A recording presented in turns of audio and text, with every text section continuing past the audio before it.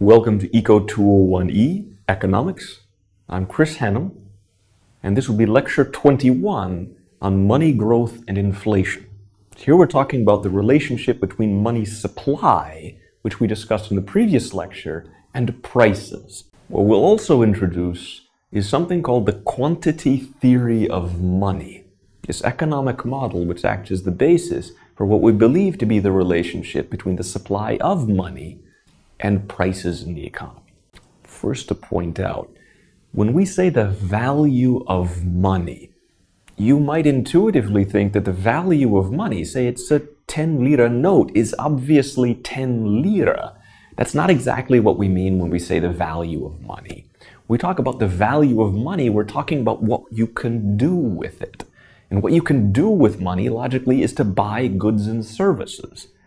So if P is the price level, like the CPI or the GDP deflator, then 1 over P is the value of the money itself. As the money itself becomes less valuable, that would mean it's able to buy less stuff, so prices must be rising. And rising prices cause the value of the money itself to fall. Inflation, meaning rising prices, causes the value of the money to fall because one 10 lira note isn't able to buy as much as it could buy before. It's less valuable. Now, the quantity theory of money, fundamentally, is intended to be used to describe the relationship between the quantity of money that exists and the value of it. Therefore, the relationship between the quantity of money that exists and prices, because the value of money is just the inverse to the price level in the economy overall.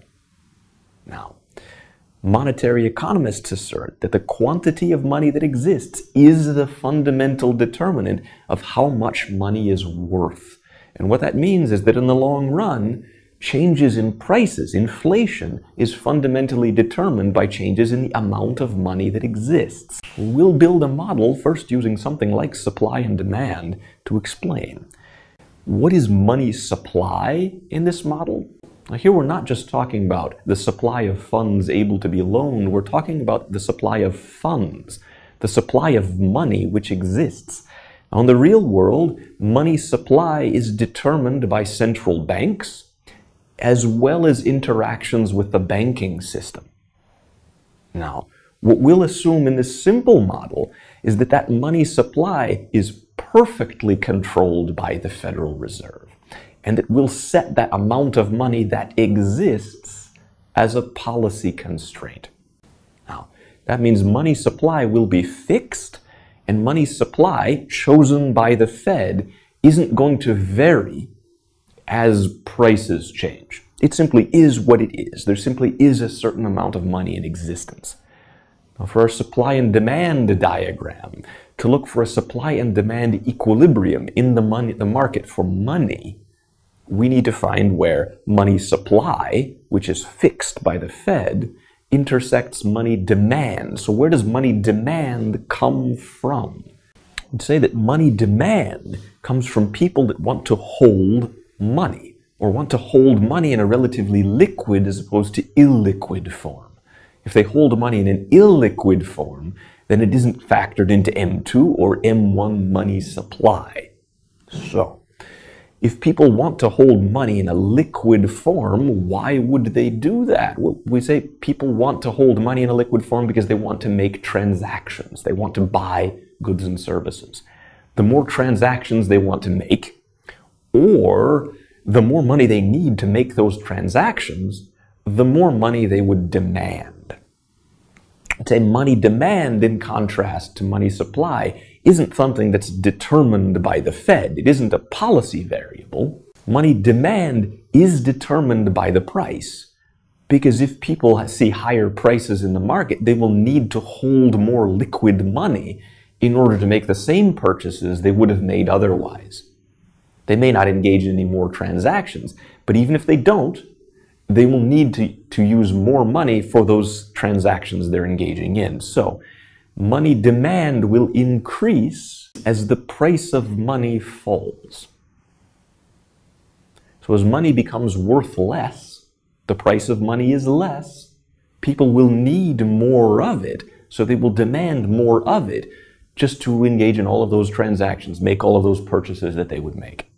On the other hand, if money were to become more valuable, so the price of money is going up, in other words, prices in the economy are going down, then people wouldn't need as much money in order to make the same purchases. So they would demand a smaller quantity of money. What this shows us is that in the money market, money demand obeys the law of demand. But what that means is that money demand, quantity demanded for money, increases as price levels not fall but rise. And money demand decreases as price levels fall, because the value of money, the price of money, is 1 over the aggregate price level in the economy, be it the CPI or the GDP deflator or any other measure that we might use for aggregate prices. So in our money market, with our money supply arbitrarily determined by the Fed, our money supply is a vertical line, our money demand is a downward sloping line obeying the law of demand, and we have a single point at which these intersect. That single point is where the quantity of money that exists is the quantity of money that was determined by the Fed. It was a policy variable, and it sets an equilibrium price or value of money. So that equilibrium value of money is equal to 1 over P. So by setting an equilibrium value for money in the money market, we determine an equilibrium CPI price level, P. Now then, if we suppose that the Federal Reserve engages in some kind of activity which increases the money supply, goes up from 1,000 to 2,000, we shift out that money supply curve, which is still vertical, because this is just a policy variable determined arbitrarily by the Fed. We're going to move to a new equilibrium point, which again has the same fixed money supply quantity, which is what was determined by the Fed now. We're going to see we move along the money demand curve to a new lower value of money. So a new higher equilibrium CPI price level. So that increase in the quantity supplied of money by the Fed leads to an increase in prices, because it leads to a decrease in the value of money. Say it's necessarily going to be the case that if we increase the amount of money out there, people don't want it as much. And the only reason people would want it, the only reason people would need to hold that extra money is if prices went up. So the value of that money goes down, just like the value of any other good at equilibrium when we increase the supply of it. And the end result is that an increase in money supply leads to inflation. This may take time in the real world, but this is the reason that monetary economists, based on the quantity theory of money, believe that this result will be the case as money supply increases. If the government prints more money, or if central banks engage in some other kind of a policy, some other kind of action that causes the money supply to increase, the end result over time will be inflation. Next, we want to go back to the distinction we made in a previous lecture between variables which are nominal, such as a nominal price, a nominal wage, a nominal interest rate, and those that are real. Now, nominal variables refer to anything that incorporates the price, so they rise along with the price. They're not in any way corrected for changes in the price or inflation. A nominal interest rate is a nominal variable, a nominal wage is a nominal variable, nominal GDP is a nominal variable. Real variables, on the other hand, do not incorporate a price or are corrected for changes in the price and changes in inflation. Real interest rates would be a real variable. Real GDP is a real variable because these are both corrected for inflation and changes in the price. The number of workers is also a real variable. The number of jobs is a real variable. Hours worked is a real variable because these variables simply don't incorporate any price to begin with. Next, another type of variable, which will also be real rather than nominal, is a relative price. Even though that relative price is a price, it isn't going to be measured in monetary terms. So if a price of a CD, in this example, is $15, and the price of pizza is $10, both the price of CDs and the price of pizza are expressed in monetary terms, so both of them are nominal variables. On the other hand, the ratio between them, if we were to divide that price of a CD by the price of pizza, we would say that the price of a CD is 1.5 times the price of pizza, or it costs 150% as much to buy a CD as it does to buy a pizza. That ratio, because it no longer includes a monetary unit, is a real variable. Also, as mentioned in a previous lecture, if we correct the wage, as in that minimum wage in 1963, we correct for inflation, we'll wind up with a real rather than nominal wage. Or the real wage is still expressed in monetary terms, but it's in monetary terms corrected for changes in price and inflation. We can also think of a real wage as being intended to represent a payment to a worker expressed in units of output, which are constant, don't vary with inflation, instead of a wage paid to a worker expressed in terms of money. So if we divide the wage that a worker is paid by the price of the output that they produce, then we get an output for that worker, like a productivity for that worker, which we could call a real wage, which would be measured in physical units instead of money and would be a real variable. Now, the classical dichotomy that's intrinsic in our quantity theory of money is the theoretical belief by monetary economists that as prices change in the long run due to changes in the money supply, this should change all variables which are nominal, but it should not have any ultimate effect on variables which are not.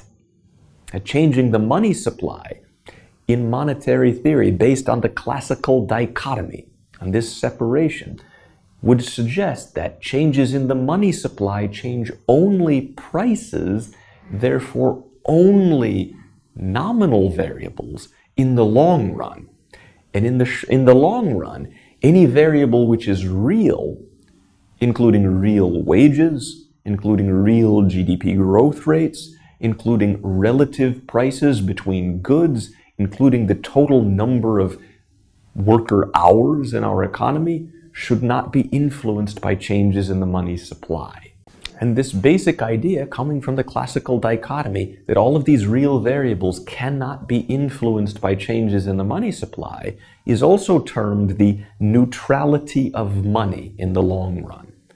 That is to say, varying the supply of money does not affect the real wage, therefore the real wage, money is neutral with respect to the real wage. It does not affect the real GDP growth rate, therefore money is neutral with respect to the real GDP growth rate. Money is neutral with respect to the total number of jobs in the economy, or neutral with respect to the relative prices of CDs and pizza. Now, if we accept as a proposition, which these monetary economists have argued, that in the long run money should be neutral because it doesn't change anything about the fundamental ability of the economy to produce. Labor has not changed, capital has not changed, land has not changed, natural resources have not changed. Only the amount of money which can be used as a medium of exchange has changed. If we accept that money is neutral in the long run, that means the real wage will be neutral in the long run, and it won't be possible for central banks to increase the money supply in order to increase the real wage. Or that real GDP growth rates will not be something that central banks can affect by varying the money supply in the long run, if we agree with this proposition that money is neutral in the long run. Employment of all resources will be unchanged when we vary the money supply. Total output will be unchanged when we vary the money supply. Relative productivities in different industries will be unchanged. Therefore, relative prices will also be unchanged as we vary the money supply.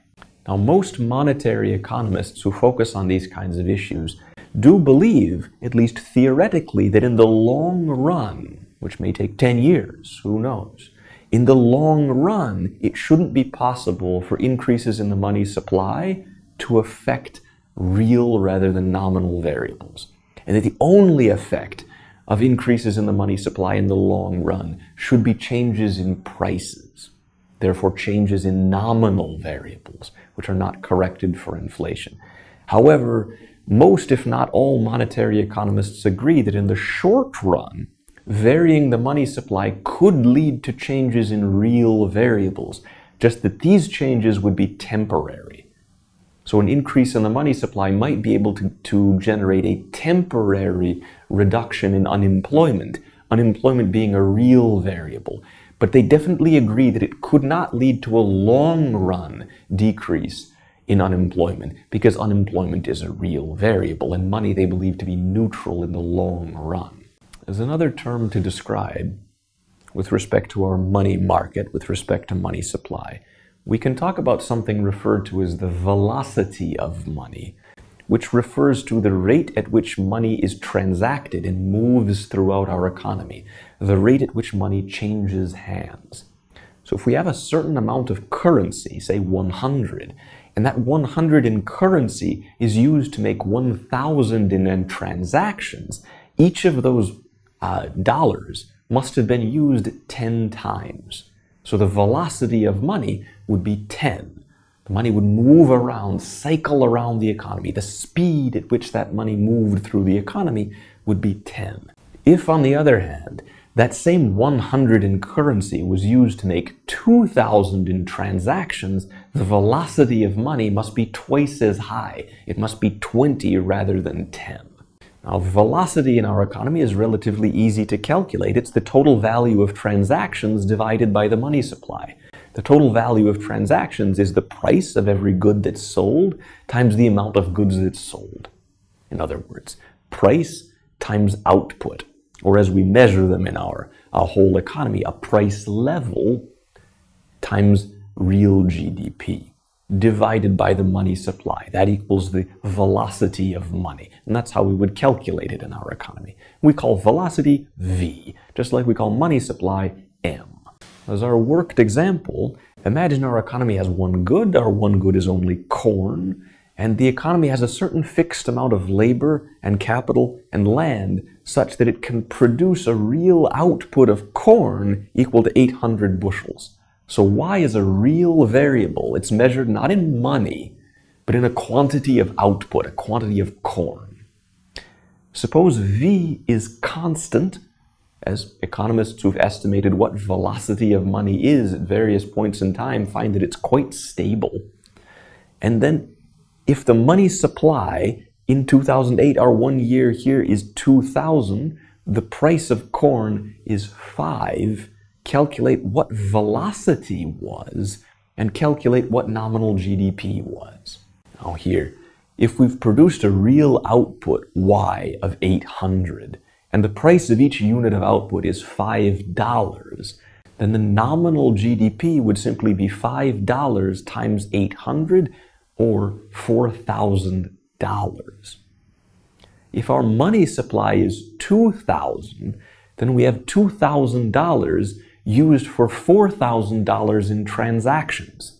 Each of those dollars must have been used twice. We must have a velocity of money of 2. This relationship between velocity and GDP, or the definition of velocity really itself, becomes what we call the quantity equation. It is the equation that defines the quantity theory of money. This is that the money supply times the velocity of money will equal price times the quantity of output. In other words, the supply of money times the velocity of money will equal nominal GDP. It's price level times real GDP. Note, we just said that economists that have studied these things for years find that there's very little variation in velocity over time. Very little velocity. So Theoretically, many monetary economists simply assume that because there's so little variation in velocity over time, velocity is just a constant.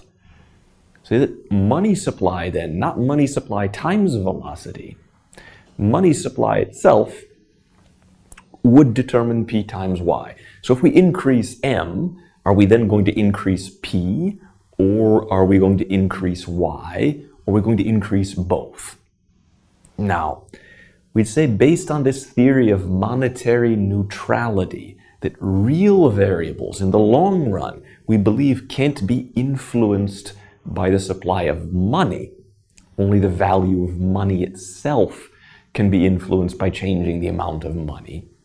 Y should also be constant. That is, Y is not affected by M because Y is determined by the amount of labor that we have, the amount of land and capital that we have, the technology with which we can utilize the land, labor, and capital. The productive capacity of our economy determines Y.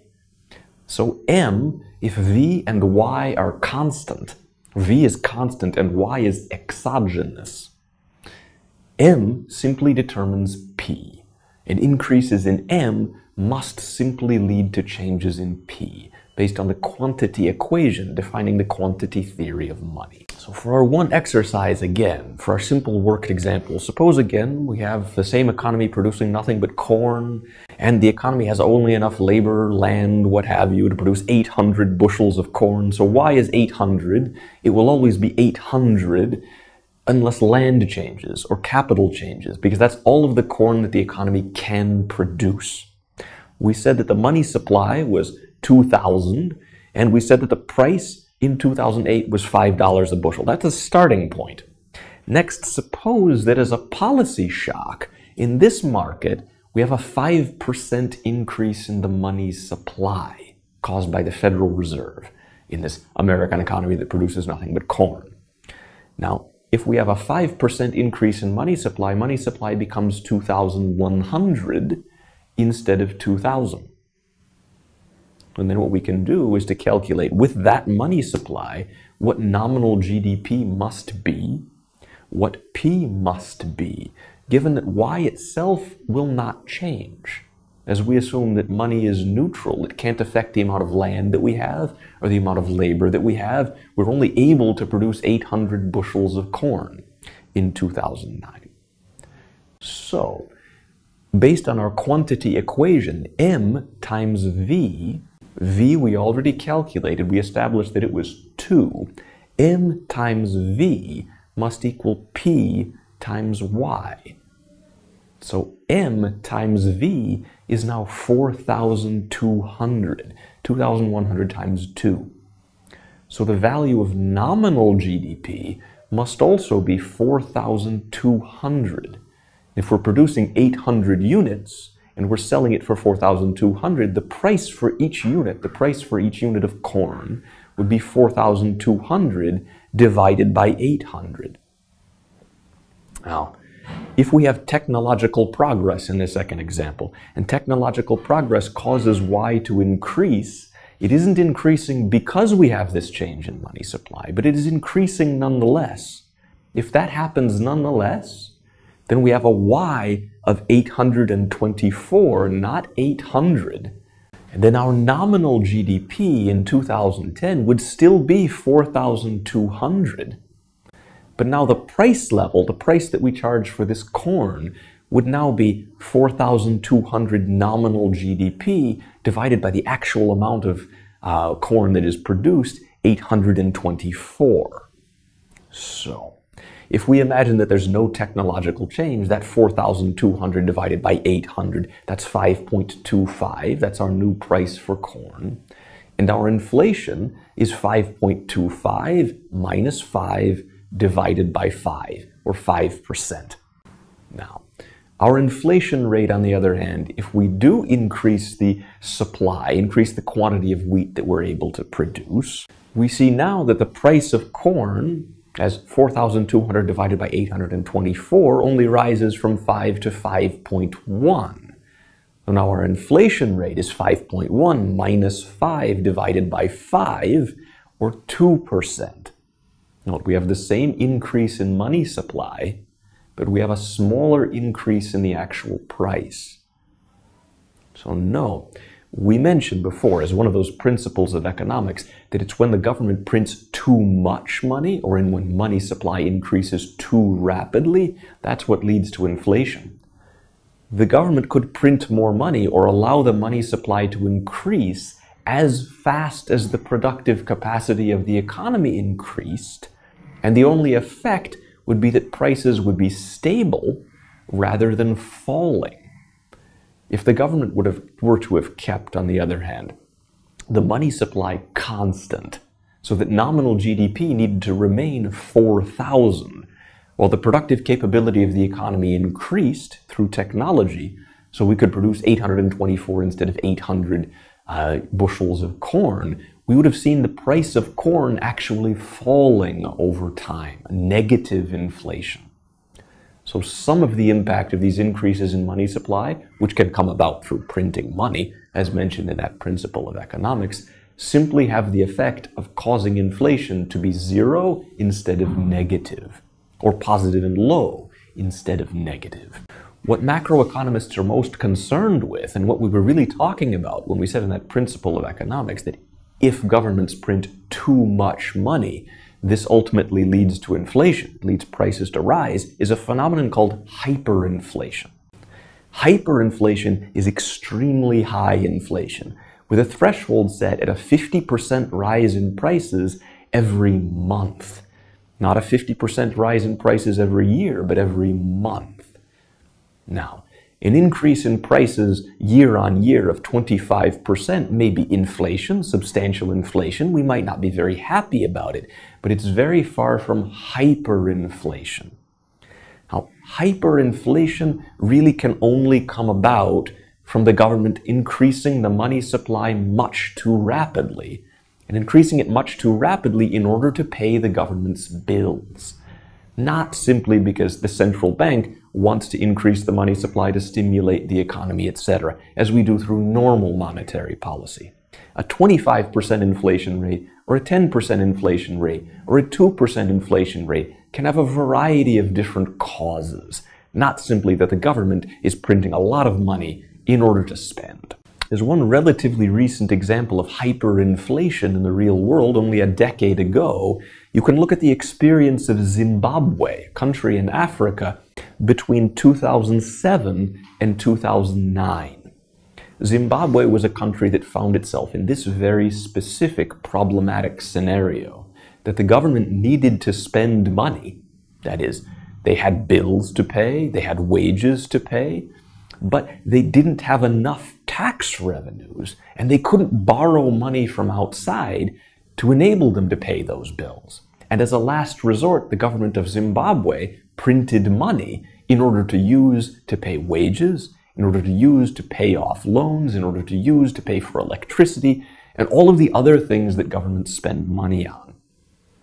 The result is that the exchange rate, the value you would think of as of a Zimbabwean dollar in terms of American dollars, is that an American dollar would buy, in August of 2007, 245 Zimbabwean dollars. Of course, the US dollar at that point was much more valuable than the Zimbabwean dollar, but that's when Zimbabwe's government began printing a lot of money to pay its bills.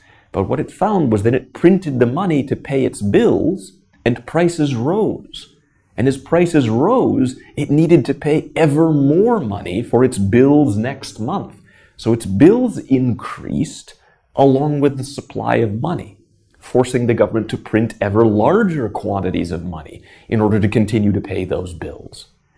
End result is that the value of the Zimbabwean dollar hit its minimum in July of 2008, when $1 US could have bought 26.4 billion Zimbabwean dollars. And if that's the case, imagine just how worthless a 10 Zimbabwean dollar note has become. At that point in Zimbabwe, well, previously in Zimbabwe, you would have seen people paying for a chicken using a wheelbarrow full of money. But by that time, when the value of money hit its bottom, you would have seen people refusing to accept Zimbabwean dollars in exchange for chickens, because they would have been worried that as they take that money in exchange for their chicken, by the time they're able to exchange that money for potatoes a day later or several hours later, it's worth much less than it was when they accepted it. Now it's worth only a half a wheelbarrow full of money. So the end result was that the Zimbabwean economy reverted to a barter economy when the money ceased to have value. It ceased to work as a store of value, and therefore it ceased to work as a medium of exchange. End result, as they move forward in time from July 2008 into 2009 and beyond, was that initially the Zimbabwean economy began a dollarization. It began to accept foreign currency in exchange for goods and services instead of Zimbabwean dollars. And then they issued new Zimbabwean dollars and pegged those Zimbabwean dollars to a foreign currency and said that if you give us these Zimbabwean dollars back, give the government back, they will give you foreign currency in exchange.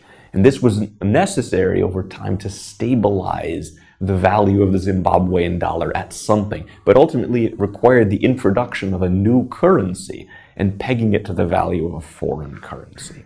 One effect that hyperinflation in Zimbabwe has is that anybody who simply had money before all this began and couldn't get that money out and spend that money found that their money was no longer worth much of anything.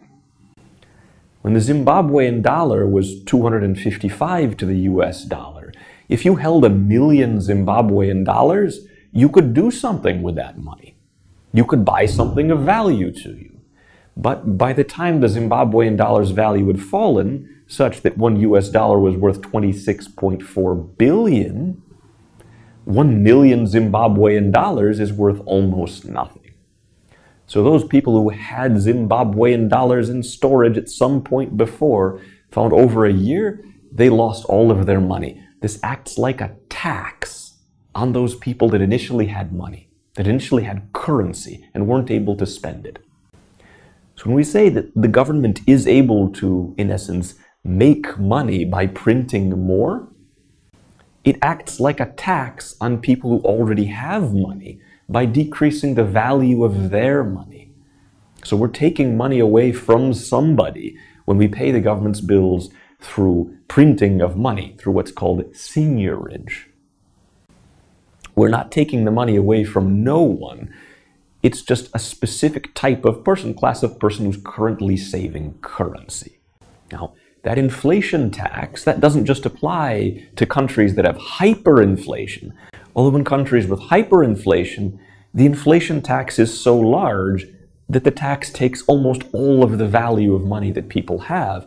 That inflation tax works in other countries as well, which increase the money supply by a relatively smaller amount, but still do print extra money, even if they print extra money only to be ensured that the price level in the economy does not fall, that inflation is 0 rather than negative, or 2% rather than negative. So the United States does this, Turkey does this, Japan does this, the European Central Bank does this. And these increases in money supply act as one source of revenue for the government, an inflation tax or seigniorage. It's estimated that in the United States, approximately 3% of all of the government budget is funded through the inflation tax rather than through all other forms of tax, such as income tax, payroll tax, sales taxes. That inflation tax, when we see inflation rates which are 0 or low, mean that the value of your money would otherwise have been increasing if it wasn't for the fact that the US government was printing more of it. Next, we want to talk about a phenomenon referred to as the Fisher effect, named after an economist by the name of Fisher. This looks at a relationship between a nominal interest rate and a real interest rate, where the real interest rate does not respond to changes in the price, does not respond to money supply, because the real interest rate is a real rather than a nominal variable. The nominal interest rate is then broken into two components, one being the inflation rate, and one being the real interest rate, where we've corrected the nominal interest rate for inflation, subtracting inflation away from the nominal interest rate to get the real interest rate. So this is true that the nominal interest rate is equal to the inflation rate plus the real interest rate by definition. It must be true. It's not something which we theoretically imagine might be true or try to explain why could be true. So if in the long run money is neutral, money affects the inflation rate, money can't affect the real interest rate. So in the long run, increases in the money supply would increase the nominal but not real interest rate as they cause inflation. Now, that Fisher effect from the Fisher equation is this relationship between that nominal interest rate and the inflation rate as the money supply increases. Imagine a one-for-one connection between the inflation rate and the nominal interest rate. There is in recent US economic history, of course, some evidence for the existence of this Fisher effect, and that we could observe that the nominal interest rate does track the inflation rate, that it tends to rise when the inflation rate rises and fall when the inflation rate falls, but it tends to do so at a bit of a lag. That there's a lag between the time at which the inflation rate rises and when the nominal interest rate rises. It may take a year, it may take several months, it may take several years, but it doesn't necessarily occur simultaneously with the increase in the inflation rate. So the Fisher effect is an effect that we see, this relationship that we see in the long term rather than the short. The Fisher effect, or the Fisher equation, also bears on how we describe the effect of the inflation tax on people who save. And what we'd say is the inflation tax affects wealth, it affects money, only if the interest rate on that money and wealth is not adjusting automatically with the inflation. So if we earn, say, an 18% instead of 15% return, because inflation has risen by 3 percentage points, the increased interest rate is compensating us for the inflation, and it's compensating us for the inflation tax. So people who see an interest rate on an investment or interest rate on an account rise automatically with inflation, as the Fisher effect suggests should happen over the long run, those people would not be harmed by the inflation tax. People who would be people holding currency, or people who are holding money in investments or accounts that do not and cannot vary along with inflation. Suppose you put your money in the bank for a fixed term of 5 years with a fixed interest rate of 15%. Inflation could rise, but that 15% would never change. As a result, you are negatively affected by the inflation tax, even though you're earning an interest rate. Because while the nominal interest rate across the whole economy might rise, as equilibrium in the money market or equilibrium in the market for loanable funds changes, the interest rate that you personally are receiving is fixed. Next, as we've focused on inflation in this chapter, we want to talk a little bit about why inflation might be bad. We've established that inflation means that it costs you more to buy goods and services, but we've also established that at least in the long run, only nominal but not real variables change when we have inflation. So whereas most people assume that the big problem with inflation is that you're not able to buy as much, your income, the real value of your income is less. Economists would argue that at least in the long run, this isn't a meaningful problem. This isn't a meaningful reason that inflation is bad. That is because your wages, your nominal wages, will ultimately rise along with inflation. Your real wages would remain constant. So your real wage, the buying power of the money that you receive for your work, would remain constant, and you wouldn't be any worse off than you were before prices rise. However, people have a tendency to see that increase in the wage that they get over time, not as something which is caused by inflation, but something which is caused by their skill, something that they have earned. And they're under the impression that they would necessarily always have received it, even if prices weren't rising, and that's often not the case. So the reasons that inflation, according to macroeconomists, may be bad, even though people's real wages remain the same, their nominal wages rise enough to compensate them for the increased price, are that inflation, by increasing prices generally, impose some additional costs on businesses through raising their prices on their menus. If prices rise particularly fast, they may have to continue to print new menus. They may have to continue to put new stickers on goods in a store, or new labels on shelves, or negotiate new contracts. And this additional friction involves more transaction costs in economic transactions and decreases the efficiency of our economy. All of the effort, all of the time that's spent on changing price stickers on goods or printing new menus is wasted. It doesn't do any other good for the economy. Those wasted resources are referred to as menu costs. Now, inflation, particularly very high inflation, may also impose costs on people as they try to find a way to avoid the inflation tax, which may mean that people are continually going back and forth to the bank to put their money in an interest-bearing account so that it doesn't lose value, or to take their money out so that they can spend it. And if they have to do this a lot more than they would have when inflation rates were low, or you could think of the number of times in which you might engage in transactions, exchanging liras for dollars, and back to liras and back to dollars, and back to liras and back to dollars. If you only want liras to spend them today, but otherwise you'd prefer to store your money in dollars, these are called shoe leather costs. The idea being that in all of this time you're wasting, you're wearing down your shoes, walking back and forth to the bank, walking back and forth to a money exchange. These are two important costs associated with inflation that don't have anything to do with real diminishing incomes.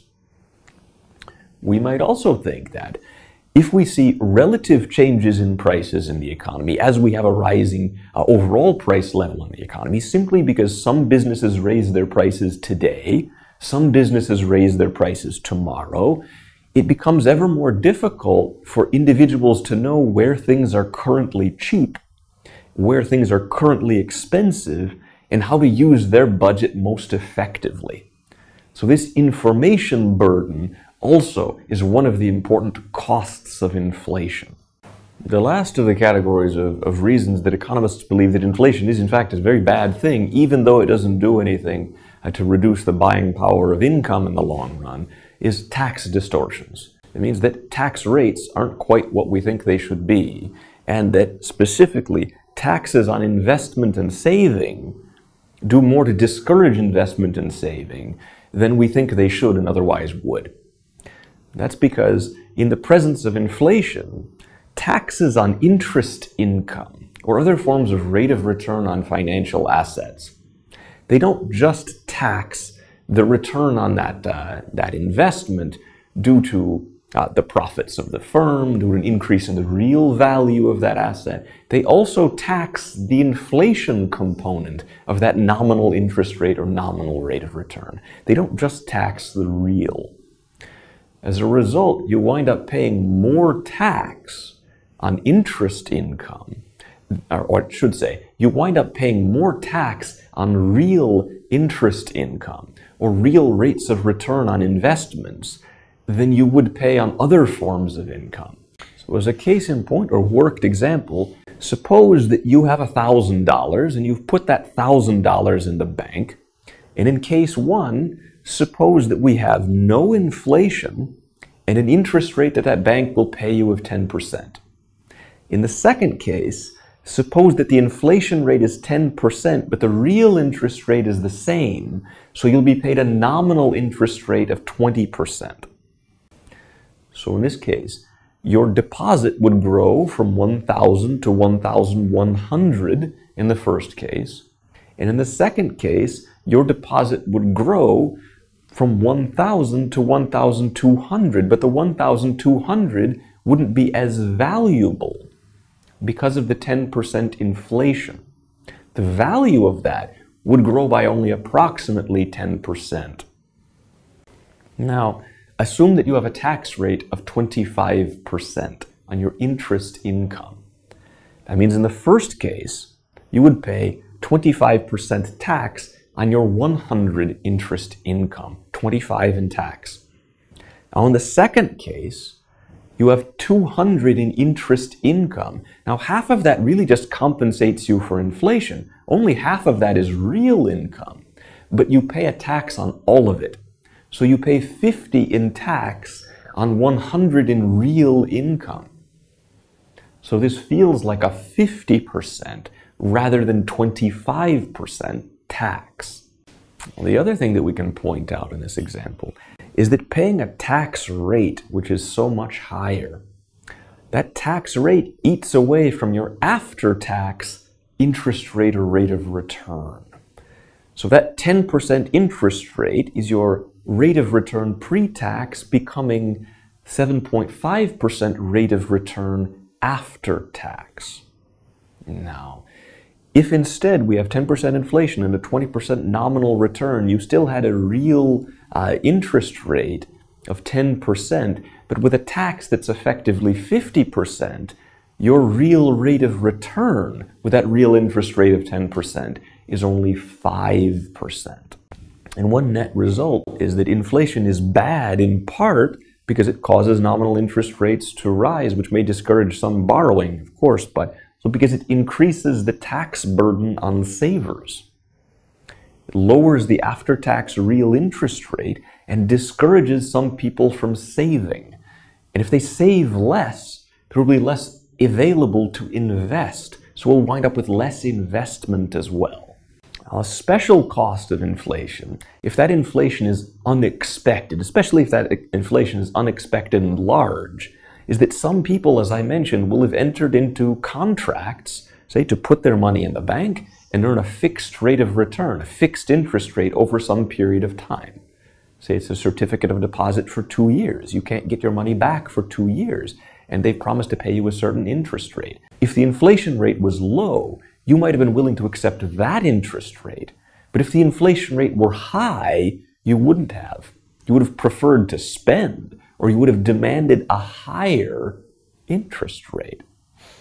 Now, if we have an unexpectedly high level of inflation, that means that you save your money in the bank at a low interest rate that you, in retrospect, wish you hadn't done.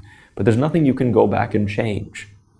And it winds up being an arbitrary redistribution of your wealth away from you and towards somebody else who had happened to borrow money for 2 years at a fixed interest rate, which was low.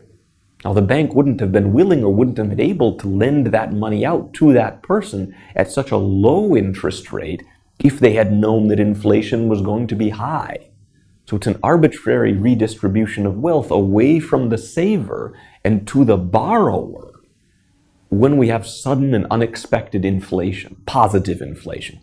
Now, on the other hand, if we have inflation which is suddenly unexpectedly low, so we expected it to be 25%, but really it was only 10%, this winds up being a sudden unexpected transfer of wealth away from the borrower, who's paid a very high interest rate, fixed interest rate when they borrowed, and to the saver.